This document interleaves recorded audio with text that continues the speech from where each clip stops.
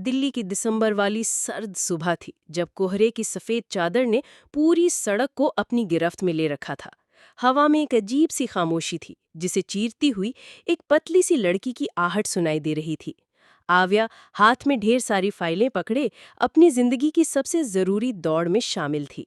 आंखें घड़ी पर, दिमाग इंटरव्यू के सवालों पर और दिल में एक ही ख्वाब, किसी भी कीमत पर उस लॉ फर्म में नौकरी पाना। वो भाग रही थी जैसे उसकी जिंदगी किसी भागे पर लटकी हो। तभी अचानक एक छोटे से पत्थर से उसका पैर टकराया और वो लड़खड़ाकर सड़क पर गिर गई। फाइलें हवा में बिखर गईं और उसके सपनों के साथ साथ वो भी जमीन पर आ गिरी। उसी पल एक तेज रफ्तार वाली काली एसयूवी उसके ठीक सामने चीखते हुए ब्रेक लगाती है। आव्या ने डरते हुए सहमी आंखों से ऊपर देखा। गाड़ी का दरवाजा खुला और बाहर आया एक लंबा मजबूत शख्स। उसने अपनी आंखों से काला चश्मा उतारा और उसकी नजरें आव्या की आंखों से मिली।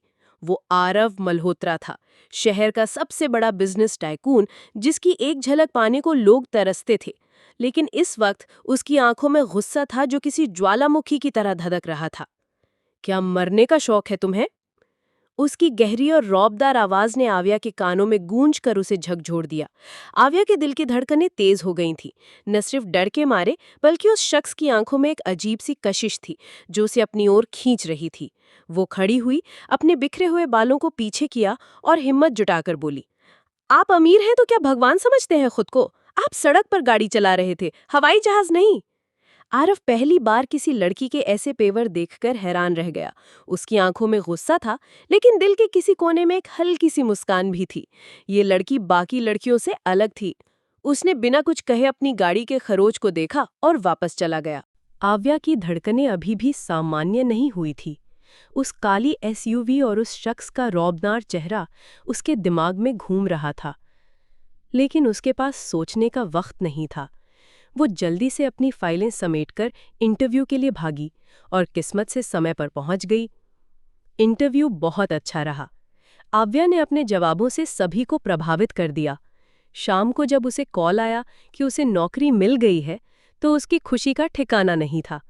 ये सिर्फ एक नौकरी नहीं थी, ये उसके सपनों की पहली सीढ़ी थी। अगले दिन वो पूरी तैयारी के साथ ऑफिस पहुंची। उसकी मुस्कान और आंखों में चमक थी। बॉस ने उसे अपने कैबिन में बुलाया और कहा, अव्या, आपका पहला असाइनमेंट शहर के सबसे बड़े क्लाइंट के लिए है। ये हमारे लिए बहुत महत्वपूर्ण है। आव्या उत्साहित थी, लेकिन जब बॉस ने उस क्लाइंट का नाम लिया तो उसकी दुनिया हिल गई। मिस्टर आरव मल्होत्रा। आव्या के चेहरे का रंग उड़ गया। वो उस शख्स का नाम सुनकर स्तब्ध रह गई जिसने कल उसे इतना डांटा था।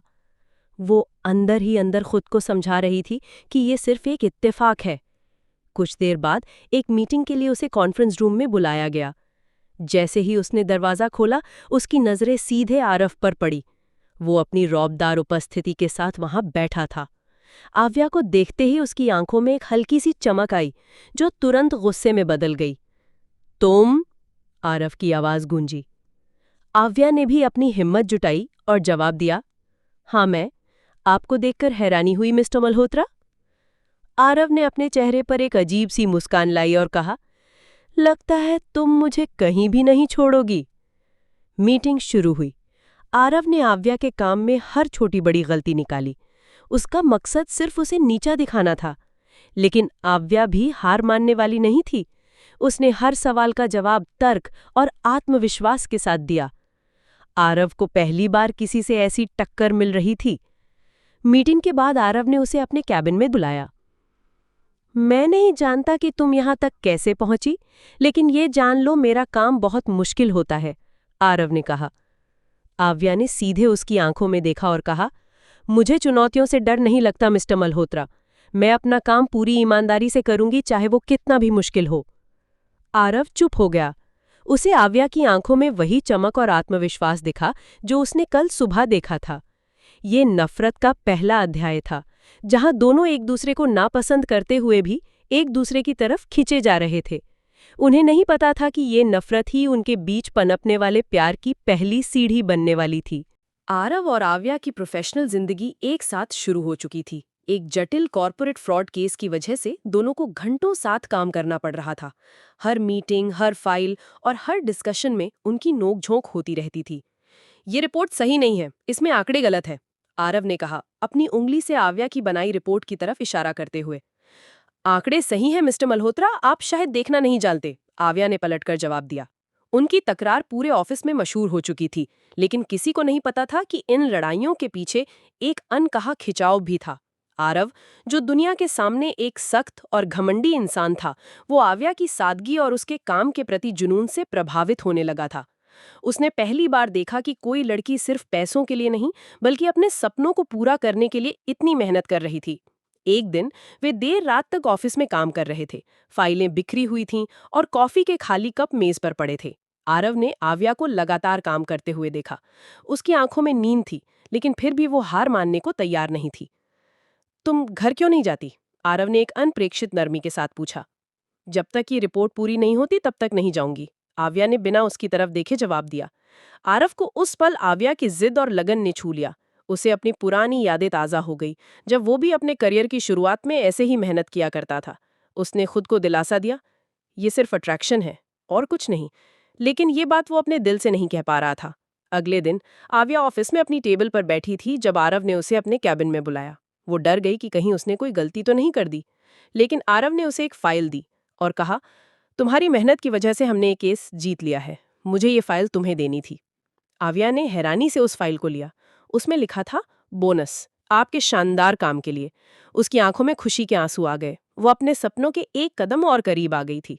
उसने आरव की तरफ देखा और पहली बार उनकी नफरत भरी तकरार के पीछे एक नया रिश्ता पनप रहा था, अपनापन और सम्मान का। आरव ने भी आव्या की आंखों में वो खुशी देखी जो उसके दिल को सुकून दे गई। ये उनके रिश्ते का वो मोड़ था जहां नफरत की दीवारें ढह चुकी थी और प्यार के एहसास की नींव रखी जा रही थी। ये एक आम दिन था, लेकिन एक अप्रत्याशित घटना ने इसे खास बना दिया। पूरा ऑफिस खाली हो चुका था। सिर्फ आव्या अपनी डेस्क पर बैठी अपने लैपटॉप पर झुकी हुई थी। वो एक महत्वपूर्ण रिपोर्ट को अंतिम रूप दे रही थी, जिसे अगले दिन आरव को सौंपना था। वो चाहती थी कि इस बार आरव को कोई गलती निकालने का मौका न मिले। तभी अचानक एक जोरदार धमाके के साथ पूरी बिल्डिंग की लाइट चली गई। आव्या की सांस अटक गई। दिल्ली में देर रात का ये अंधेरा और ऊपर से अकेले होने का डर उसे अंदर तक हिला गया। उसने अपने फोन की टॉर्च ऑन की और हिम्मत जुटाकर निकलने की कोशिश की। उसी वक्त आरव अपने कैबिन में बैठा देर तक काम कर रहा था। उसकी गाड़ी ऑफिस की पार्किंग में खड़ी थी और वो बस जाने ही वाला था कि अचानक लाइट चली गई।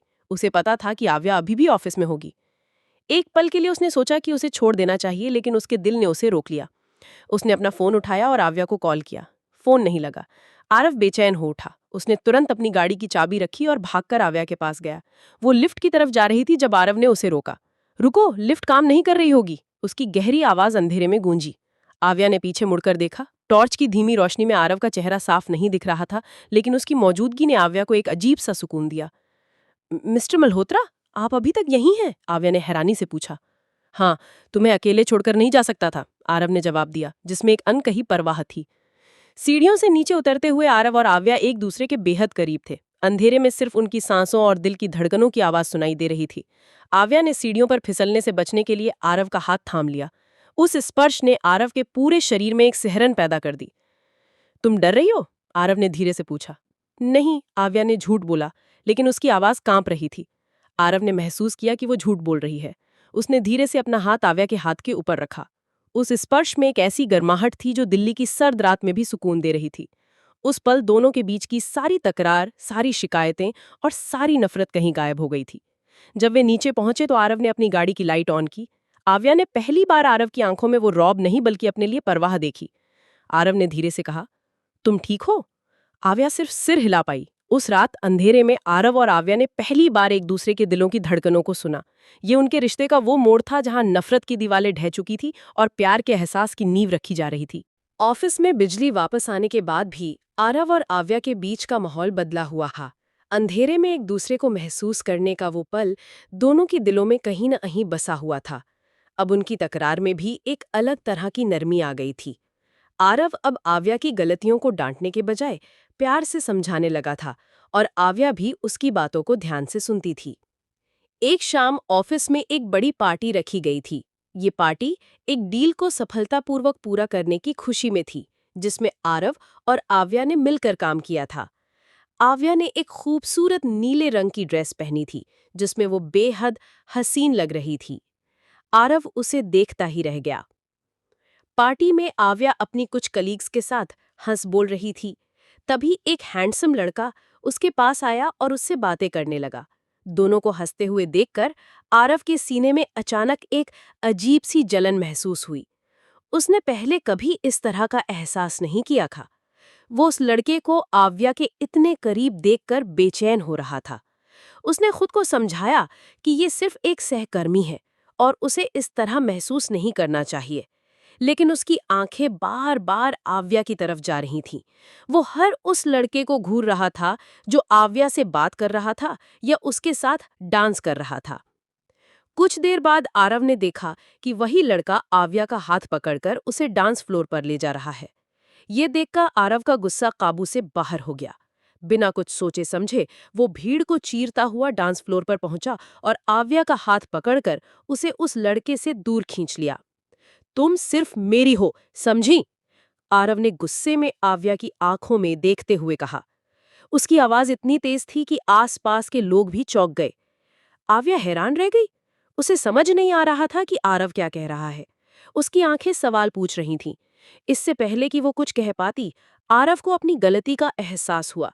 उसने महसूस किया कि उसने भावनाओं के आवेग में कुछ ऐसा कह दिया है जो उसे नहीं कहना चाहिए था। बिना कोई और बात कहे आरव ने आव्या का हाथ छोड़ दिया और भीड़ में गायब हो गया। आव्या वहीं खड़ी रह गई। उसकी आंखों में हैरानी, गुस्सा और एक अनजाना सा एहसास था। उस रात आरव के कहे हुए शब्द उसके कानों में गूंजते रहे, तुम सिर्फ मेरी हो। पार्टी वाली रात के बाद से सब कुछ बदल गया था। आरव मल्होत्रा ने आव्या से दूरी बना ली थी। वो उसे जानबूझकर नजरअंदाज कर रहा था। ना तो वो उसे मीटिंग्स में बुलाता और ना ही उसके काम पर कोई टिप्पणी करता। आव्या उसके इस बर्ताव से दुखी थी। उसे समझ नहीं आ रहा था कि एक पल में वो उसे अपनी कहता है और अगले ही पल उससे इतना दूर क्यों हो गया है। आव्या को गुस्सा आया। उसने सोचा कि वो भी अब आरव से बात नहीं करेगी। उसने अपना सारा ध्यान अपने काम पर लगा दिया ताकि वो आरव की यादों से बाहर निकल सके। लेकिन हर बार जब वो ऑफिस में उसके केबिन के सामने से गुजरती, उसकी नजरें दरवाजे पर रुक जाती थी। हर फोन कॉल पर उसे लगता था कि वो आरव होगा, लेकिन ऐसा होता नहीं था। ये दूरी आरव को भी बेचैन कर रही थी। वो अपनी भावनाओं से भाग रहा था, लेकिन वो भाग नहीं पा रहा था। वो आव्या को हर पल महसूस करता था। उसकी हंसी, उसका गुस्सा, उसकी आंखों की चमक, ये सब उसके दिमाग में घूम रहे थे।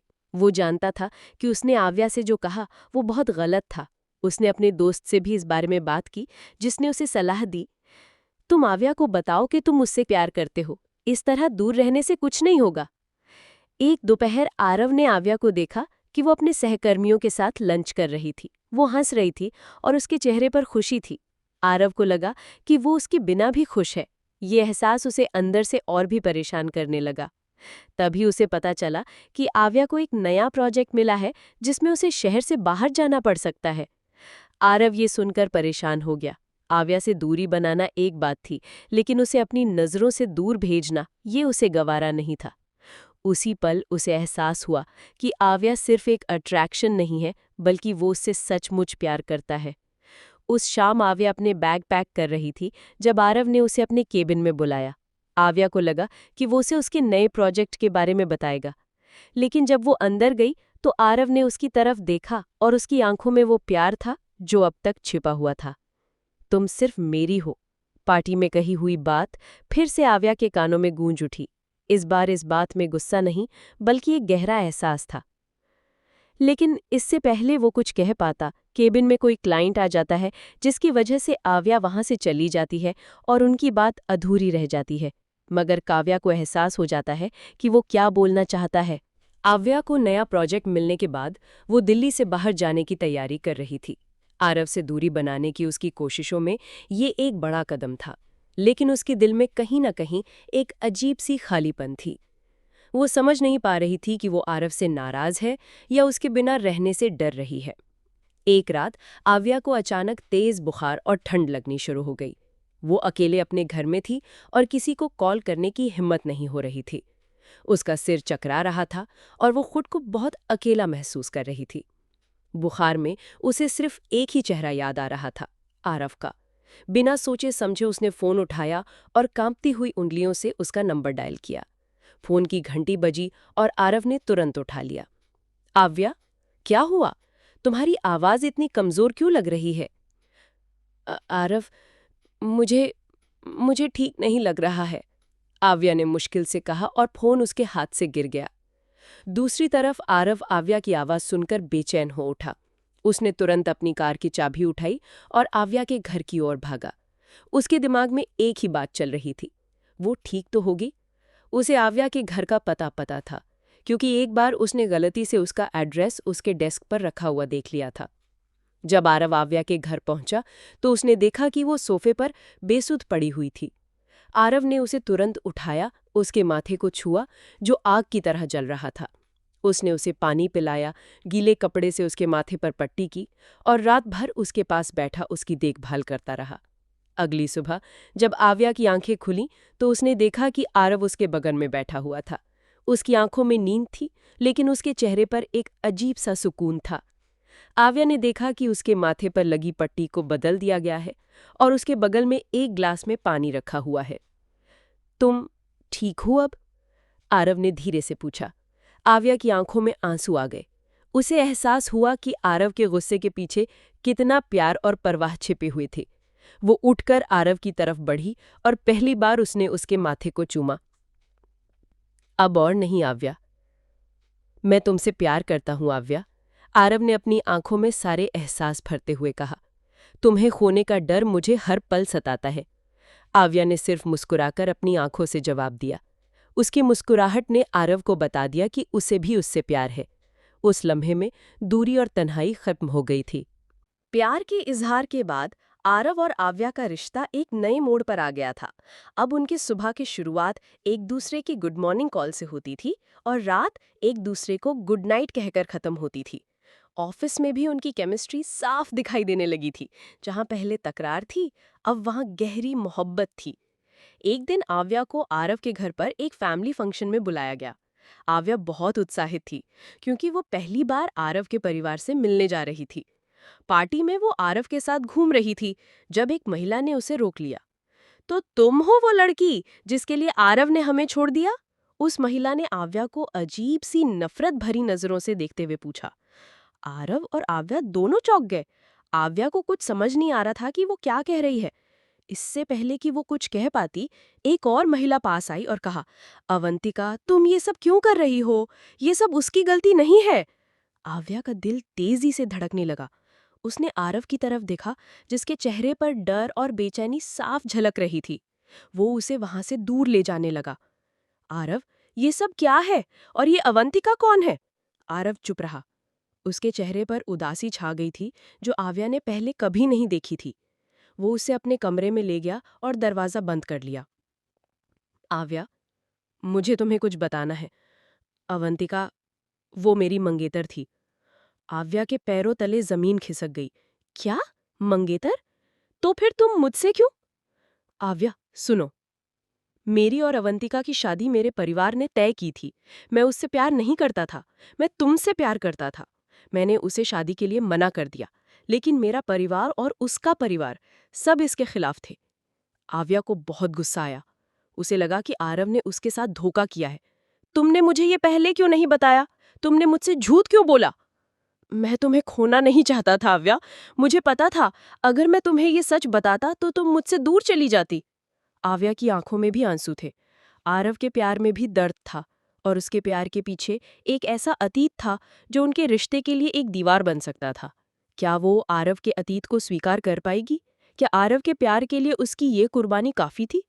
आरिफ के अतीत ने आव्या के दिल को तोड़ दिया था। जिस इंसान से वो बेइंतहा मोहब्बत करती थी, उसका एक ऐसा सच था जो उनके रिश्ते को तोड़ सकता था। आरिफ रात भर सो नहीं पाई। उसके दिमाग में आरिफ की हर बात गूंज रही थी। क्या वो वाकई इतना मजबूर था? क्या उसका प्यार इतना सच्चा था कि वो अपनी मंगेतर को भी छोड़ सके? अगले दिन आव्या ने आरव से मिलने से इनकार कर दिया। वो अपने ऑफिस में बैठी थी जब आरव के कई कॉल आए, लेकिन उसने एक भी कॉल नहीं उठाया। शाम को आरव खुद उसके घर पहुंच गया। आव्या, प्लीज मुझसे बात करो, आरव ने दरवाजे पर खड़े होकर कहा। आव्या ने दरवाजा खोला। उसकी आंखों में गुस्सा और दर्द दोनों थे। तुम मुझसे क्या चाहते हो आरव? तुम अपनी जिंदगी का सच मुझसे छुपा रहे थे। मैं तुमसे प्यार करता हूँ आव्या। मैं सिर्फ तुम्हें खोने से डरता था। मेरा और अवंतिका का रिश्ता सिर्फ एक समझौता था, प्यार नहीं। आव्या ने उससे पूछा, तो क्या तुम अपने परिवार के खिलाफ जा सकते हो? क्या तुम अपनी मोहब्बत के लिए सब कुछ छोड़ दोगे? आरव ने आव्या का हाथ थामा और उसकी आंखों में देखते हुए कहा, हाँ, मैं तुम्हें खोने के बजाय अपना सब कुछ छोड़ सकता हूँ। उस पल आव्या को आरव के प्यार पर यकीन हो गया। लेकिन यह फैसला सिर्फ उसका नहीं था। उसे भी यह सोचना था कि क्या वो आरव के अतीत को स्वीकार कर पाएगी? क्या वो अवंतिका और उसके परिवार की नफरत का सामना कर पाएगी? अगले कुछ दिनों तक आव्या ने आरव के साथ बात करना बंद कर दिया। इस दूरी ने दोनों को और भी बेचैन कर दिया। आव्या को यह एहसास हुआ कि आरव के बिना उसकी जिंदगी अधूरी है, लेकिन उसके दिल में एक डर था। क्या वो आरव के अतीत को अपनाकर खुश रह पाएगी? आव्या ने कई दिन आरव से दूरी बनाए रखी। ये दूरी आरव को अंदर तक तोड़ रही थी। उसने अपनी कंपनी के सारे काम छोड़कर आव्या को मनाने की कोशिश की, लेकिन आव्या ने उससे बात करने से मना कर दिया। एक दिन आरव ने अपने परिवार से आखिरी बार बात करने का फैसला किया। उसने अपने पिता से कहा कि वो आव्या के बिना नहीं रह सकता। आरव ने अपने परिवार से साफ कह दिया, अगर आव्या मेरी जिंदगी में नहीं होगी तो मैं अपनी सारी प्रॉपर्टी और बिजनेस छोड़कर दूर चला जाऊंगा। आरव के पिता ने पहली बार अपने बेटे की आंखों में इतना दर्द और इतना गहरा प्यार देखा था। उन्होंने आरव को समझाया कि वो उसकी शादी अवंतिका से इसलिए करना चाहते थे क्योंकि उन्हें लगता था कि वो एक अच्छी लड़की है। लेकिन उन्हें ये नहीं पता था कि आरव आव्या से इतना प्यार करता है। इधर आव्या भी अपने दिल से आरव को निकाल नहीं पा रही थी। एक शाम उसे एहसास हुआ कि आरव का अतीत उसकी जिंदगी का हिस्सा नहीं है, लेकिन आरव का प्यार उसकी जिंदगी है। उसने आरव को फोन किया। आरव, मैं तुमसे बात करना चाहती हूँ, आव्या ने कहा। आरव तुरंत उसके घर गया। आव्या ने उसे बताया कि वो उसकी भावनाओं की कद्र करती है और उसके अतीत को स्वीकार करने को तैयार है। उसने कहा, तुम्हारे अतीत से मुझे कोई फर्क नहीं पड़ता आरव, मुझे सिर्फ तुम्हारे प्यार से फर्क पड़ता है। मैं तुम्हारे साथ रहना चाहती हूँ। आरव की आंखों में आंसू आ गए। वो आव्या को अपनी बाहों में भर लेता है। लेकिन कहानी यहाँ खत्म नहीं होती है। आरव का परिवार, खासकर उसकी माँ और अवंतिका का परिवार, इस रिश्ते को स्वीकार नहीं कर रहा था। उन्हें मनाने में बहुत मुश्किलें आई, लेकिन आरव ने हार नहीं मानी। उसने आव्या के लिए अपने परिवार और समाज से लड़ाई लड़ी। अंत में उसका प्यार और उसकी जिद रंग लाई। उसके परिवार ने आव्या को स्वीकार कर लिया और अवंतिका ने भी आरव के प्यार को देखकर उन्हें माफ कर दिया। आव्या और आरव की शादी हो गई। ये कहानी सिर्फ प्यार की नहीं थी, बल्कि ये कहानी थी विश्वास की, त्याग की और सबसे बढ़कर ये कहानी थी तेरी धड़कनों में मैं होने की।